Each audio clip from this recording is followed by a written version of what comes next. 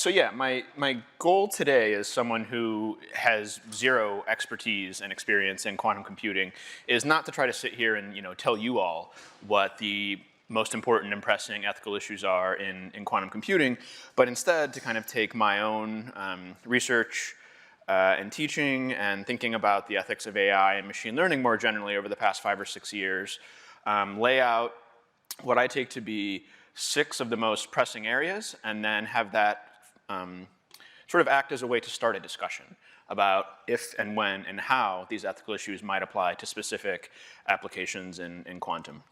So anyone who's been following the news recently, if you didn't know about AI ethics before, you probably do now. A few months ago, the Future of Life Institute put out this widely circulated open letter calling for a pause on the development of AI systems more powerful than GPT-4. And so as of this week, that was signed over 31,000 times, right? And so more recently, last week, the Center for AI Safety out of Berkeley similarly released a statement.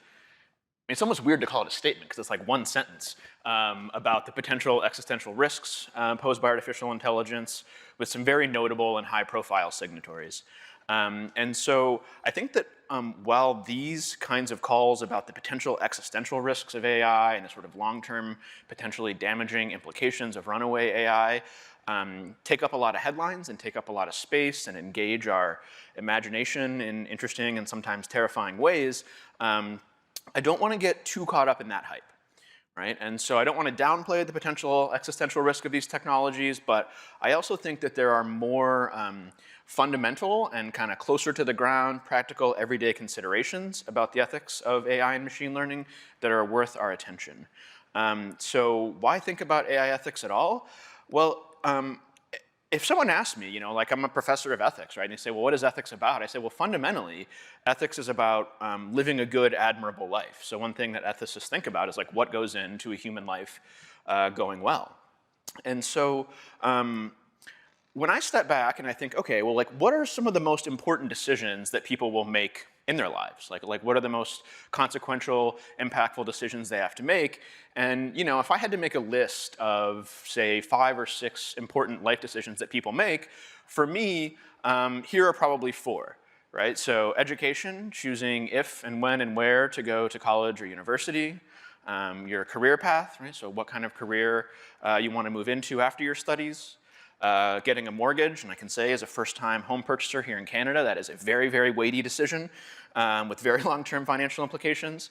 So owning a home, and relationships, right? Getting married, whether or not to get married. And so, when I'm thinking about the decisions that most people make that will have the sort of widest ranging, longest lasting impacts on their lives, these seem like 4 areas where they should be on that list, right, of most important decisions people would make.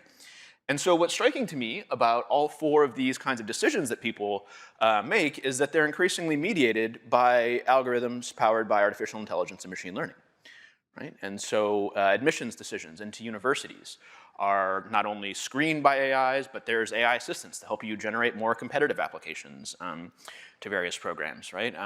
Long before ChatGPT arrived on the scene, there were AI algorithms doing the first pass and scan at resumes to decide, who actually gets to talk to a human recruiter and who's rejected out of hand.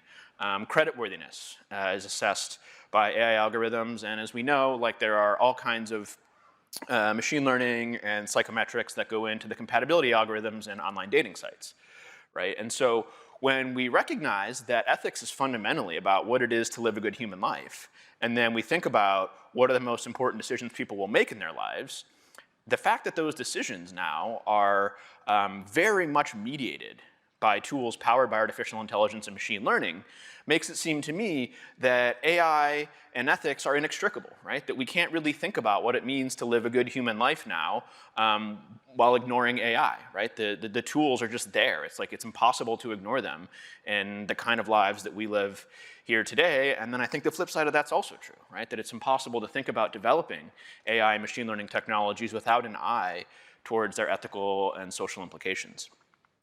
So what I want to do then today, as I mentioned at the outset, is just give you all like a high-level overview that can be a conversation starter for what I think are some of the most important issues in this area. And so I'm calling this the PROBES model.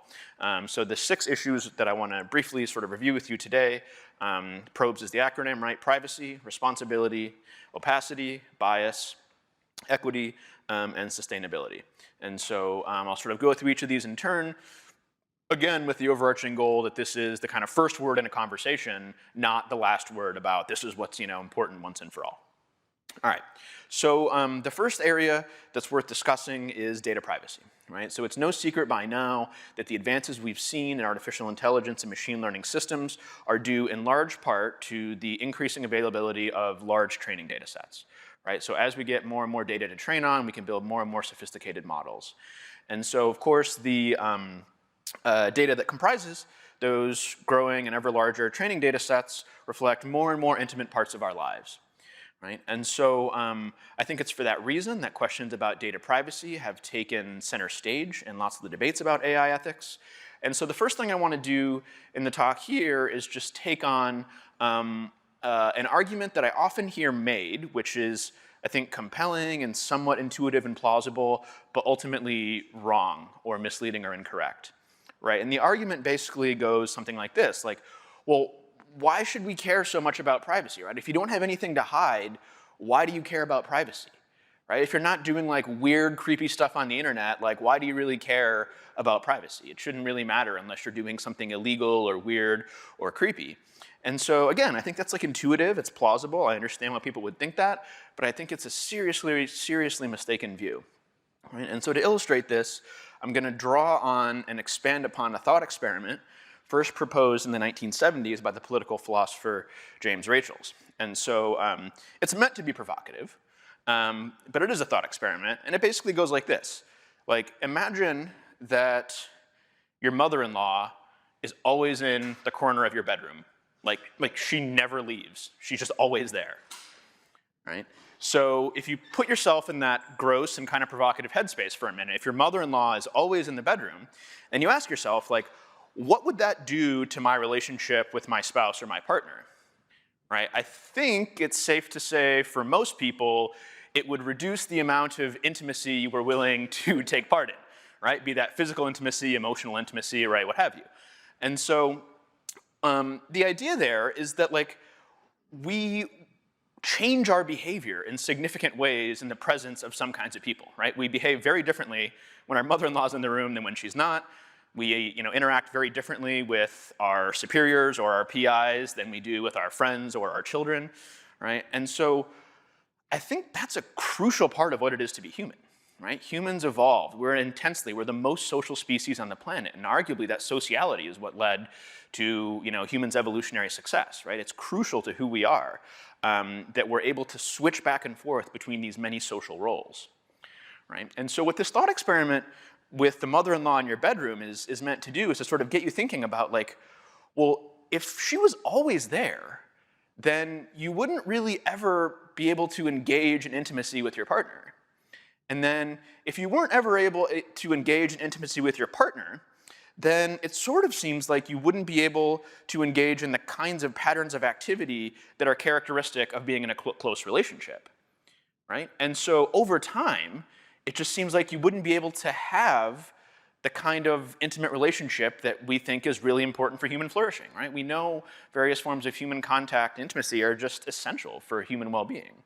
And so the idea is that like, if we can't do that, then we can't take part in these social roles that we know are constitutive of a good, flourishing human life full of well-being, right? And so the idea here is that like, we'll replace the mother-in-law with the pervasive and ubiquitous data collection tech companies, data brokers, right? And the idea is like, if there's always potentially someone there, someone listening, or at least the possibility or the potential of someone listening, and we shift our behavior in ways in response to someone listening, that may foreclose the possibility of us having certain kinds of social relationships, right? In the same way, you can't have an intimate relationship with your partner if your mother-in-law is always there, right? The same might go for other patterns of social interaction that we have, And so the reason that privacy has a value, even if you have nothing to hide, is that we need to be able to control who has access to us. We sometimes have to let people into our lives. We sometimes have to exclude people from our lives. And if we're not able to do that, we're not able to form the kinds of relationships that are crucial for human well-being. Right? So that's why privacy matters, even if you're not doing weird, creepy, illegal stuff online. Right? So that's why we should care about, data privacy legislation, because it impacts our basic fundamental human sociality. Right? So, as with all of the issues I'll consider, there's a lot more to be said about all of this. I'm happy to take it up in the Q&A, but that's just a sort of brief overview of what I think to be some really important and powerful philosophical arguments about the value of privacy. Right? So next, I'll talk about a responsibility. So that's the R in this PROBES model.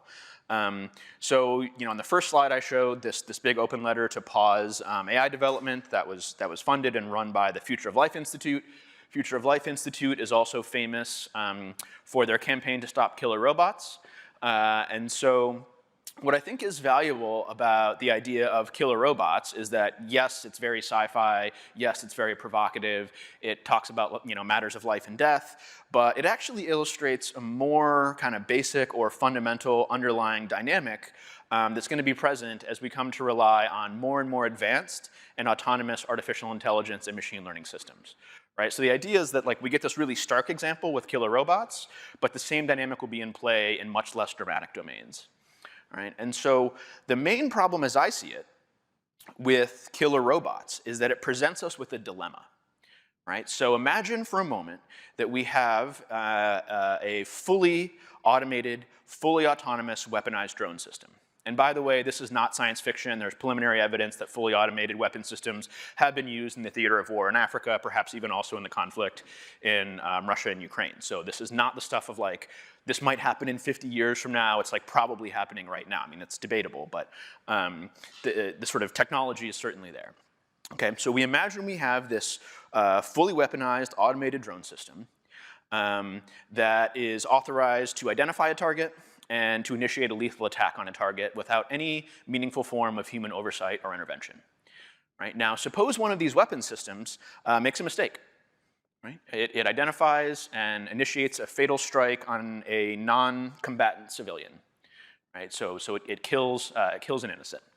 Okay. So in the case where an automated system makes that mistake and kills a non-combatant civilian, we're then faced with a dilemma. Okay, because insofar as that system is truly automated, right, that it's operating independent of meaningful forms of human control, we have this dilemma where on the one horn of the dilemma, it says, well, something just went horribly wrong. An innocent person was killed. We have to blame someone. Someone's got to be accountable for this, right? Someone's got to be responsible. But the idea is it doesn't seem right to just punish the robot. Right? So what are you going to do? You're going to unplug the drone? Are you going to fine it? I mean, cold comfort to the family, of the person who was innocently killed. You say, oh, I know your son and daughter were killed, but don't worry, we unplugged the drone.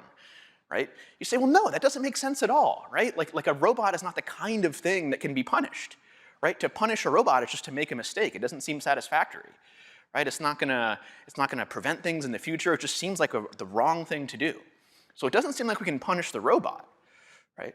But on the other hand, it also doesn't really seem like we can punish some military commander, right? Because insofar as the robot is indeed operating autonomously, independently of human intervention, then we can't really punish a human for it because it doesn't exhibit the two canonical forms for legal and ethical responsibility, which are knowledge and control.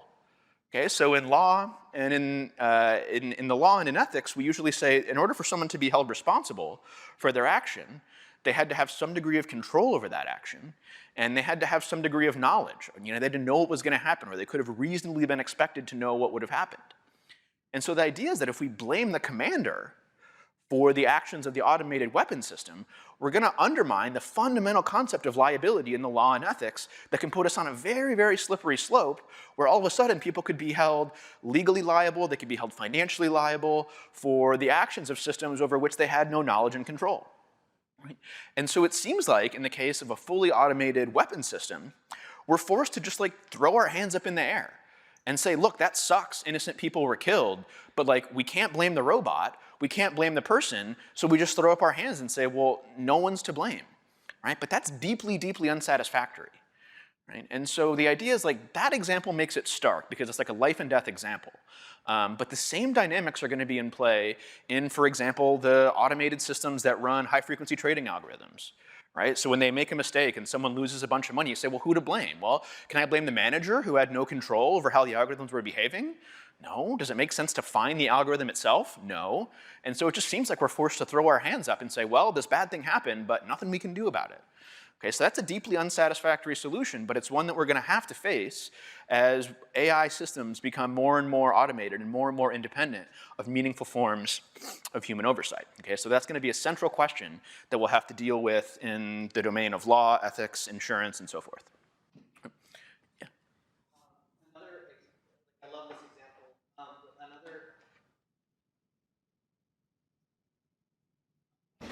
Another example, which is maybe closer to home even than the drone, is with self-driving cars. Yeah.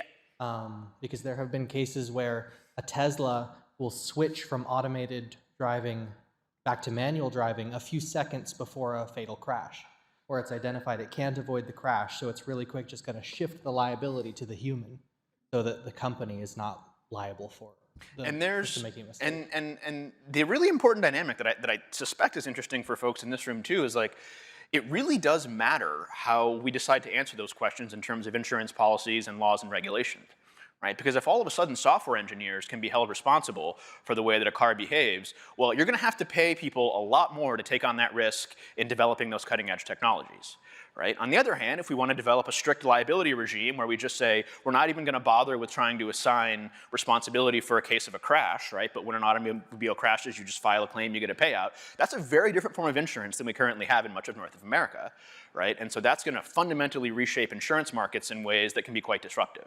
Okay, so this is sort of on the one hand, it's like, yeah, it's like the stuff of philosophy thought experiments, but on the other, it has very practical implications for the kinds of jobs for engineers, for example, that are working on these cutting edge technologies.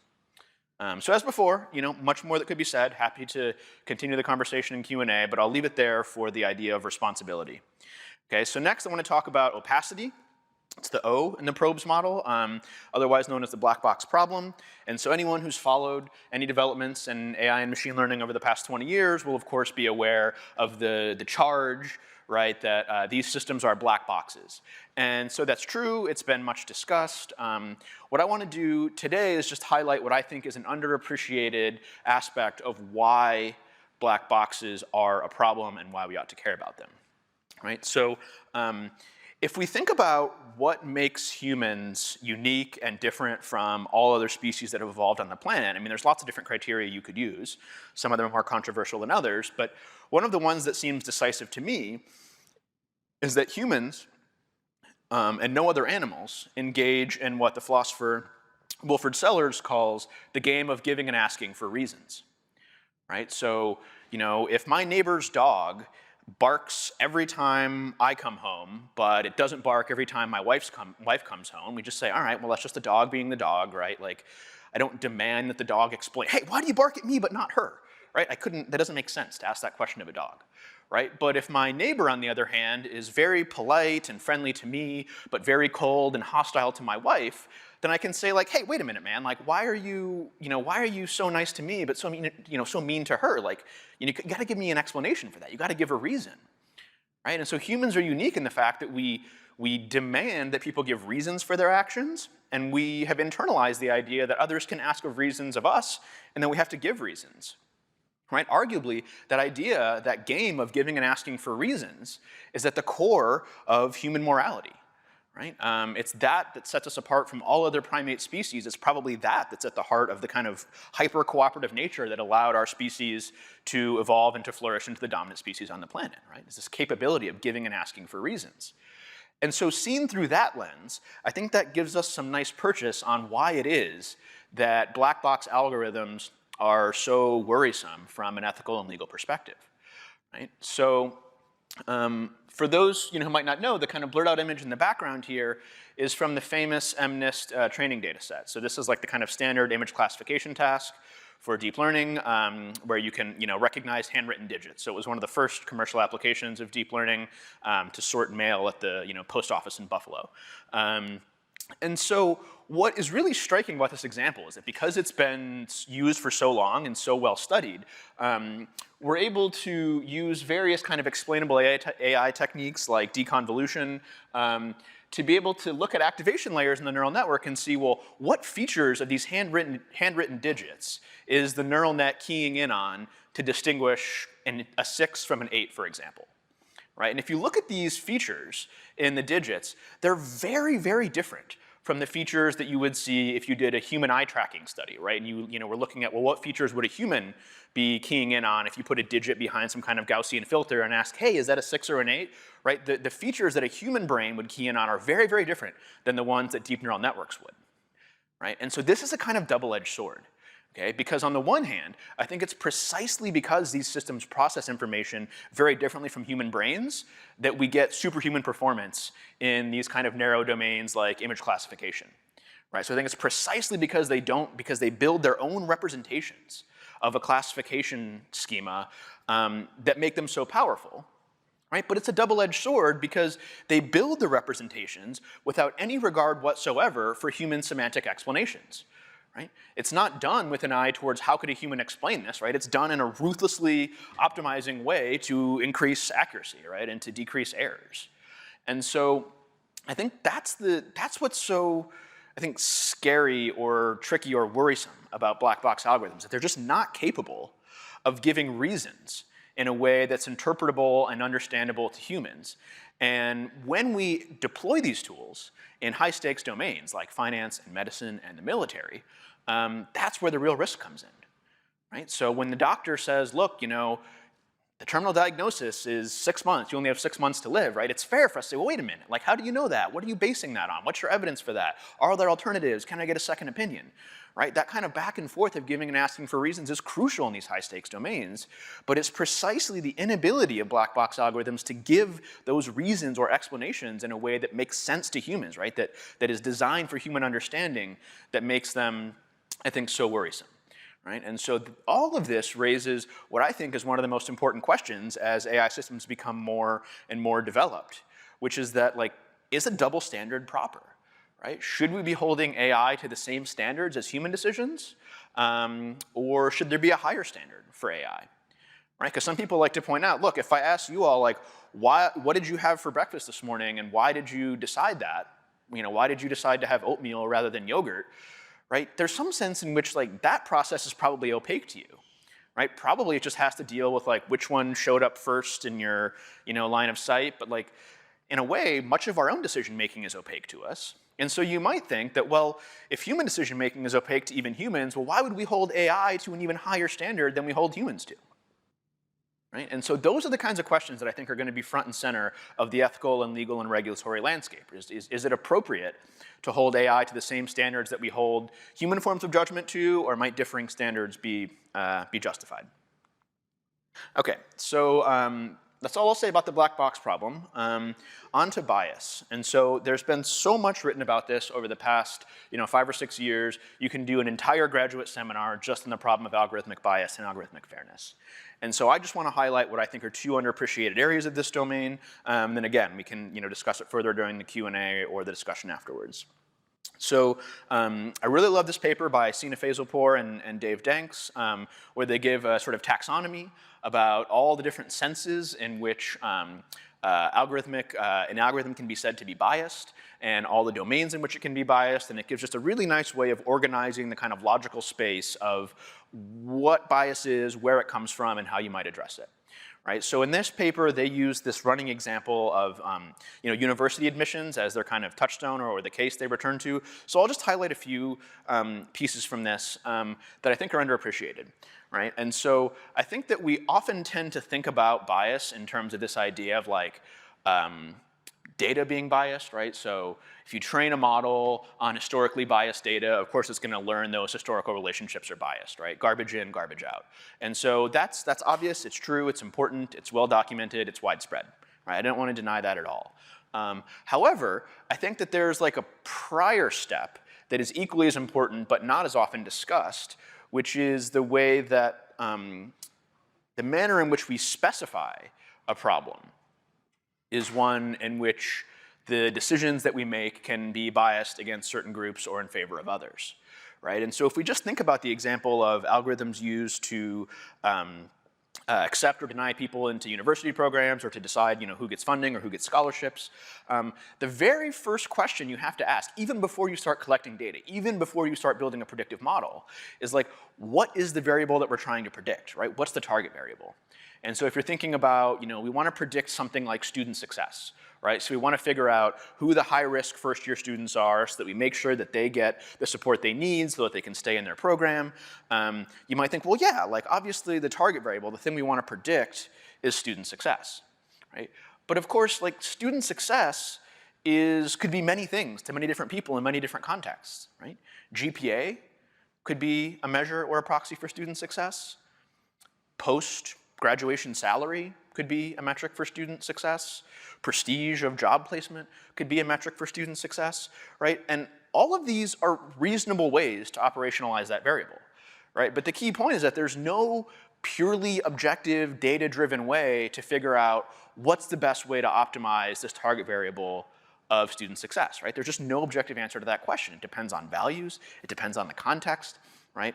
And as such, because it's a value-driven decision, it's one in which there is the potential for various forms of bias, be it at the individual level, the social level, or the systemic level, to enter into that decision, right? And so I just highlight that as a way to say, while the kind of biased data that gets a lot of attention in the media and in the literature is important, we shouldn't overlook this prior step, right? About the way that we specify problems in the first place is an underappreciated way in which bias can enter into the equation. Right? So the same goes, again, the idea of bias in modeling and validation comes up a lot, the ways in which error rates for predictive models can vary as a function of different demographic characteristics, right? That has, again, rightly received a lot of attention, especially following the publication of, Julia Engwin's famous Wall Street Journal investigative article showing the racial bias in recidivism algorithms, right? That was very much focused on this idea of bias that comes in the form of modeling and validation, right? Where the error rates differ among historically marginalized groups. Okay, so the last setting to sort of highlight here, again, I think that's underappreciated in addition to the other two in the middle that are, again, rightfully discussed, is the way that AI and predictive systems have a sort of bias of their own in that they can create feedback loops, right, in a way that can be very hard to model and account for, right? They can create distribution shifts in data that, if you're not careful, can skew future predictions, right? And so to go back to the admissions example here, the way you demonstrate this is that if you build a predictive system to try to figure out, what at-risk groups are most in most need of student aid, for example, well, that data-driven decision informs a policy that distributes aid in a certain way, and it, includes some people and excludes other people. Well, that in turn shifts the distribution the next year of students who are succeeding or not succeeding. And so any sort of sampling from that second-year cohort is impacted by that algorithmic decision made in the first, right? And so these feedback loops can be created whereby the algorithmic intervention changes the world that you're trying to model in a way that if you don't account for it, right, you'll mistakenly assume, you may mistakenly apply causality to a cause that wasn't present, were it not for the algorithmic intervention. Right? And so this is sort of what's known in the literature as data evolution, right, and feedback loops. And so, again, much more to say about all that, but that's where I'll leave it for the discussion of bias here. Okay, so on to the E in the PROBES model, so equity and the digital divide. So, much of my work over the past year or two is focused on AI applications in healthcare generally, mental health specifically. And so I think that the COVID-19 pandemic provided a really stark example of the ways that kind of emerging digital technologies have this potential to widen existing gaps or existing forms of inequality. Right, so if you can remember back to the beginning of the pandemic when all of a sudden all of our medical appointments just got shifted online, right? And telehealth was basically overnight. You got more adoption of telehealth in about 5 days than we did in 5 years prior. And so with that came a just absolute flood of venture capital and funding for various digital health startups. Right? And so what was so striking to me and some of the my collaborators who work on this project is the ways in which the advances in digital health specifically tailored to the risks tied to the COVID-19 pandemic exacerbated existing inequalities, right? So we know, and it was clear at the time, it's clear as day now, that those most at risk from COVID-19 were the elderly, right? They're the most vulnerable groups, and yet these seem to be the groups that are the least likely to benefit from advances in digital health technologies, right? Owing to things like unreliable access to broadband or not having fluency in the digital platforms that are used to deliver these healthcare services. And so I think what that example shows is that, despite well-intentions and despite, that some groups did benefit tremendously and that we've made huge strides in some ways for accessibility to health resources through digital platforms, that's true, and it benefits those who are already fluent digitally, right? It disadvantages those who were not digitally fluent or didn't have reliable access to broadband, for example. And insofar as things like unreliable access to broadband are also correlated with or comorbid with other forms of health inequalities, right, then these digital interventions, these emerging technologies are going to serve to just widen that gap. Right? And so I think with the health example, again, that's like one case study. I think it applies to AI, quantum systems more generally. What it should do, what that example should get us to do is get in the habit of asking, right? Who's going to benefit from this technology? Right? Who benefits when it goes well? Who bears the risks of developing it, right? If it goes poorly, who's going to be disadvantaged? Right? Who decides how those risks and benefits are distributed? And who decides who decides? Right? And so I think that last question really should help us to focus in on what I take to be an incredibly plausible idea that those people who are most impacted by a given decision should have a say in that decision. Right? That seems very plausible and intuitive to me.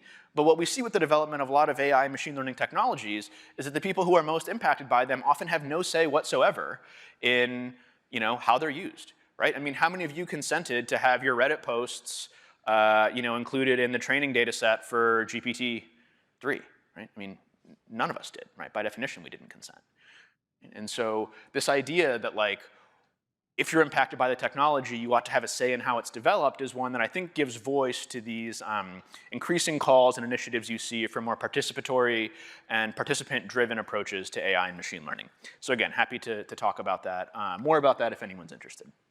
Okay, so the last few slides here, sustainability and the hidden environmental and human costs. So I think it's very easy to think about artificial intelligence and machine learning systems as these cloud-based systems. They're kind of ephemeral. They're, computation just happens in the cloud. Intelligence is this sort of nebulous thing that happens at the network level.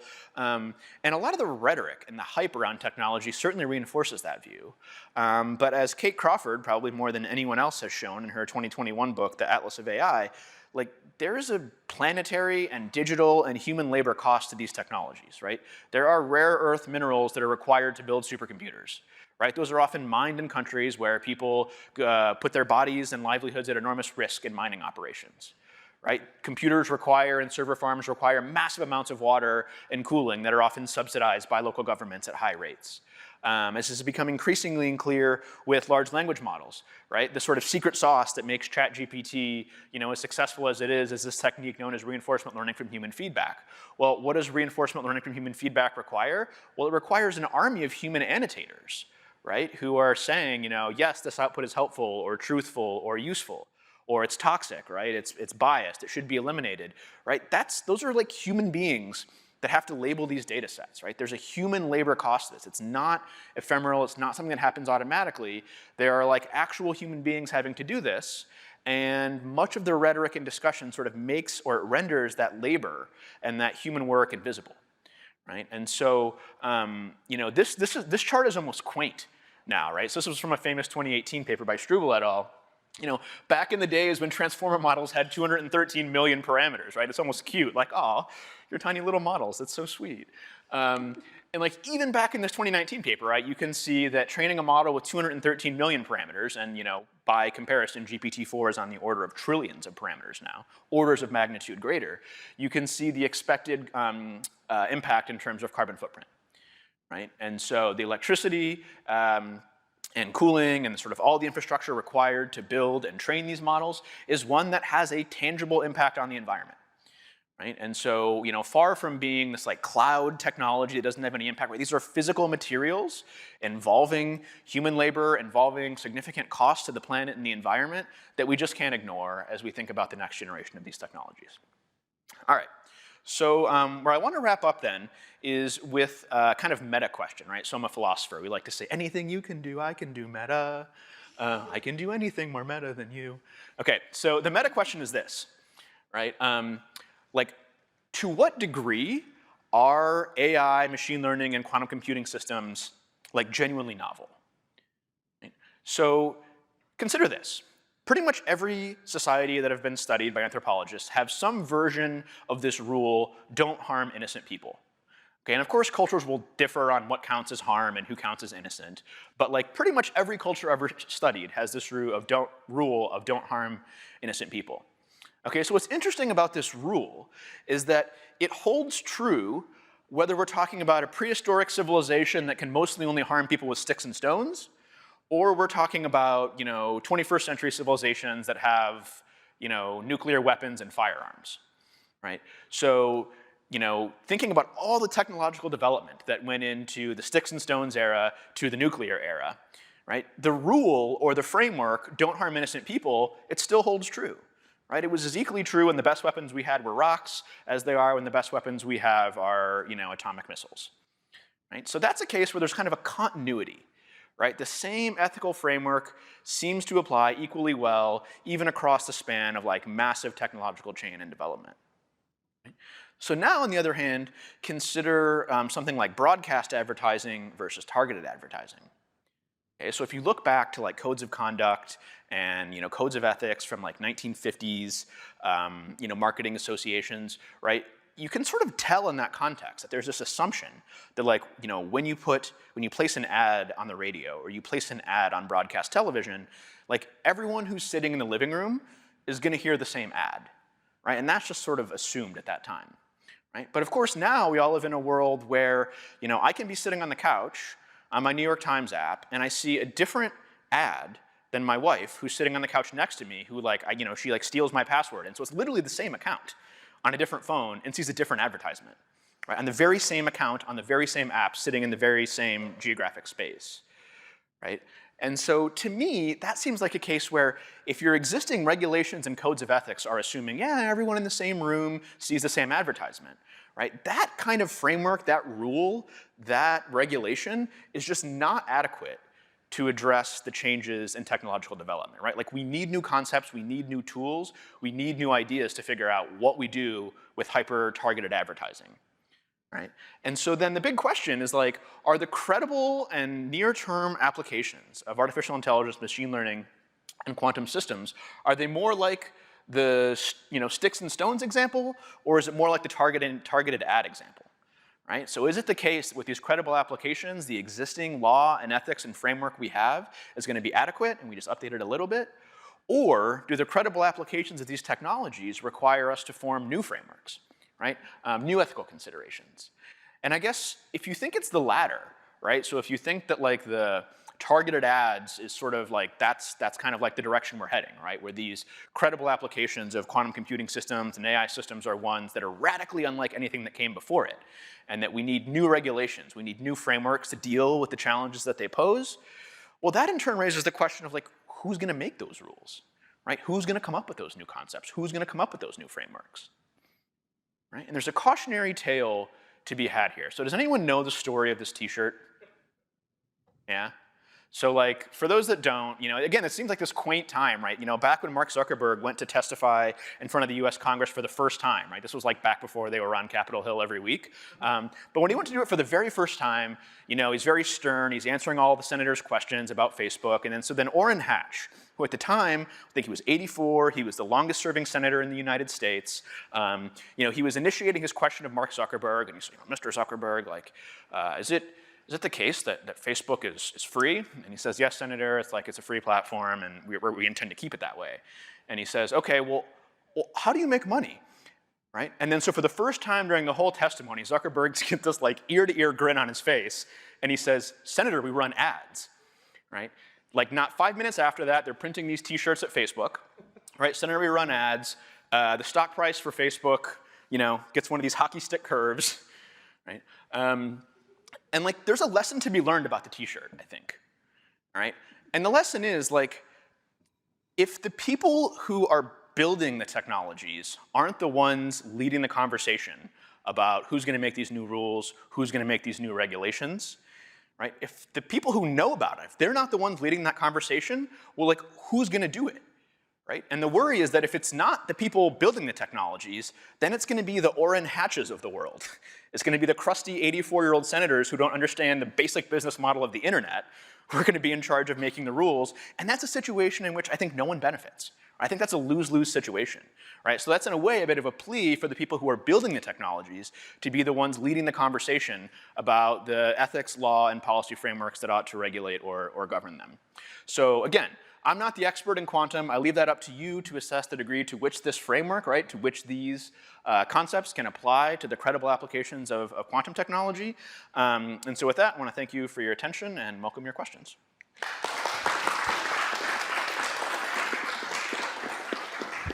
Oh, right. Okay, thanks, Gus. We have time for some questions. Thanks for the very nice talks. I enjoyed it much more than I thought. I have one. I have one You have no idea. That warms my heart. So it's yeah. I have one question. I don't know whether it's central or not, but it was a bit confusing to me when you mentioned that societies have this general rule that they don't harm innocents. So it's like it's just in contrast to what I would have thought. So it's like when you look at raiding Mongol hordes or tribes that were killing people from the other tribes. So it's like you have raiding and robbing them of everything. And then you have like, then I thought, okay, maybe it's, you don't harm people that are within your society. And then what comes up is, okay, you can look at the Second World War with the Holocaust. And so you're basically expelling a part of your own society and then you're harming them. And then I thought, okay, maybe there's this expelling people from your own society, but then you look at, for example, Putin sending his own people, innocent people as cannon fodder to die. So it's like, I don't understand it. Well, so like, okay, and so these are all totally valid, right? And so like what I think I said in the talk holds true, right? Which is that every society has that rule, they just differ on who counts as innocent. Right? So I think probably in all those cases, the historical cases that you listed, right, the groups being harmed or persecuted were not perceived of as innocent. A huge portion of Nazi rhetoric was in service of finding ways to demonize that Yeah. labeling that group as non-innocent.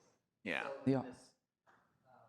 But yeah, and like, but look, I mean, the bigger point is like, for me, it's interesting because it's this example of a rule. And again, just because society has a rule doesn't mean everyone follows it, right? But I mean, there's just really convincing evidence. Some of the most convincing evidence I've seen on this point looks at like text mining studies of obituaries. Right? So obituaries are really nice ways to get a sense of what a society values. And you can sort of extract these latent semantic features from obituaries, and you see, and various kinds of codes of ethics and laws, right? And you combine these together and you see like almost every society has a rule like that and values it. And so what's interesting about it is that it just seems to apply equally well whether you're talking about a completely technologically naive society or an incredibly advanced technological society, right? So in the case of don't harm innocents, that's like, that's going to be true whether or not we ever get quantum computers or not, right? And so then the question is like, how much of the credible applications of these technologies are kind of like that? Or how much, or what percentage of them are genuinely novel, such that we need new ways to think about it because the old existing ways are outdated. So that's kind of what it was meant to show. But I think all the examples are totally valid. Yeah. Thanks. Thanks, Gus, for the talk. I think the acronym is very useful to remember all the aspects of what's being I should, and I have to give you credit here. That was all ChatGPT. I did not think of that by myself. So. Oh, really? What a plot twist. Did you like hate the talk now? Did you lost all respect now? I was quite confused about the argument you presented though for the nothing to hide argument. Oh yeah. I've been thinking about that for a long time too, but I thought the key aspect of it really was that the human-to-human relationship is very different to the human-to social network, whatever relationship. It's very different how I perceive this surveillance to how I would perceive another person in the room. You know, it's invisible. I don't have an intuition for it. So I thought that was precisely the reason why people end up not caring. So I was curious whether you have any data to show that there is a change in behavior. Yeah, so I think, so it's a good, so the way I would interpret that is like you're saying there's a kind of disanalogy between the case of like a physical identifiable person like your mother-in-law sitting in the room versus a kind of passive like Echo Dot or kind of, you know, like inhuman inanimate object. Right? And so it's definitely true that that is a disanalogy. Now, the worry still holds though, right? That like, I think there's a wealth of evidence from social psychology that people do behave differently when they believe they're being watched, whether or not they're actually being watched. Right? So the mere perception of being watched is enough to alter people's behavior for better or worse in significant ways. And so to me, like the takeaway from that is that you're probably right that people don't care, right? That it's just like, yeah, you know, and you always got to be careful in these talks, right? Because if I just say, oh yeah, Google whatever, and then like, you know, it'll turn on my phone and start picking up what I'm saying, right? And the idea is like, well, yeah, like people don't really care, and we do think that like privacy doesn't have a value unless we have something to hide. And I guess the claim here is that like we're just not justified in thinking that, right? The fact that like negative implications haven't come as a result of conversations that Google or Alexa overheard over, that's not a good enough reason to undermine the fundamental value of privacy. So I think I agree with you that people have those attitudes. My view is just that they're not justified in having them, and that we probably don't have a good enough sense of like what we're giving up or what we risk giving up if we just throw up our hands and say like, well, we have nothing to hide, so who cares about privacy? I think there's much more at stake than that. Yeah, perhaps just to reemphasize, like I think it's very important, but you know, I thought you were just saying if you believe you're being watched, right? I thought that was the key point, that people, it's so easy to forget that you're being watched in the first place. And then that's why there's no behavior change. I think that's right. And so being reminded of that is probably a good exercise that we can all engage in, right? Is that, you know, nothing we do online isn't being watched. To build off of Anna's comment though, I was thinking something similar when you were talking about this analogy, because I just think of like the average person. I usually have to tell them everything they do on their app is being tracked and watched. But at the same time, there have been some interesting like sociological phenomenons where people think that their phones are actively auditorily monitoring their conversations. And people have done some studies and they were, you know, inclusive. People think that that's not happening, but the bottom line is that the surveillance is so effective that they don't need to listen to what you're saying to know exactly what you're thinking about. No, you don't need audio. You've got location data, you've got purchase history, you've got social network effects. You don't need audio. And so what I find really interesting is that even like my father-in-law, who's 75, will talk to me about being worried that his phone is listening in on him, feeling surveyed by the phone. And even though the physical mechanism for how it is doing that, he's wrong about that, the fact that he's worried about it in that way shows me that like this is still an issue that people care about, even if they may not understand the mechanism by which the surveillance. Yeah, and I think that's like, it does call for the importance of like, we need more research on the ways that people's attitudes shift and why. I think there was one more. Yeah? No, sorry, just that we're running short on time, and I know there's a lot of questions, but just to say we're going to have an extended discussion session on this topic, and Gus will be there to, so maybe we'll just take one more question, and Mattia, maybe, because can we take yours in the discussion session, and because Ben has the cube already, so maybe that'll be our last question. No, go ahead. I'll ask later. Okay, so Mattia. And then, it's going to be in the Sky Room, right? That's the... Yeah, so after, maybe I'll say this again, but after this, we're going to head to the Sky Room. I'm going to lead everyone there out the back door, and we're going to have a continued discussion about ethics and how it can apply at the intersection of quantum and AI. So let's go to our last question. Maybe, not to toot my own horn, but I think this might be a good question to conclude things. So I was hoping to kind of pick your brain on something, because my personal worry is that all of these are very valid concerns and there are some good points you're making, but at the end of the day, I'm worried that this will end up like any broad, like far-reaching the discussion ends in the age of the internet, which is what one group yelling at the other group, and just the responsibility of actually doing anything diffuses into like it's shifted by the experts. Oh, we need more education for people who don't understand things. People who don't understand things say, oh, but the experts are not explaining things to us. It just kind of ends up in a shouting match or some metaphorically appropriate analogy of a shouting match. Yeah. My question for you is what's your most optimistic outcome of looking at this? Like, how do you see this evolving if you were kind of asked nicely to interpret this in a way which might kind of end well for all of us? Yeah, I mean, what's going on that gives you hope? Yeah, so if I have my optimistic hat on, like, I think that there's just demonstrable instances of progress in this space, right? So like now, if you go and search around for companies building algorithms for HR, right? So companies that claim to do HR analytics powered by AI, right? Almost all of the companies in their demo will include something about their product having been subjected to an ethical audit. And they feel the need to, in their marketing materials, include the fact that it's not biased, that it doesn't contravene existing anti-discrimination laws, right? And 5 years ago, that was unthinkable, right? So now when I see like the marketing material, right, making claims about ethics and bias, to me, like that means it's been sort of integrated at the sort of social and business level in a way that like you can't ignore it and you can't build products without those considerations, right? Does that mean we've solved the problem? Absolutely not. Is there still work to do? Yes. But compared to like 5 years ago, right, you couldn't publish an academic paper about bias in hiring algorithms. And then a lot of these high-profile studies come out, and now you can't market these products to companies without saying something about it. That's a significant shift to me, right? That shows me that there has been progress that's been made. So that's like one small example, but I think it can generalize a little bit, and that's the sort of thing that does make me optimistic. Okay, so to the Sky Room. Yes, so let's thank Gus again for his talk.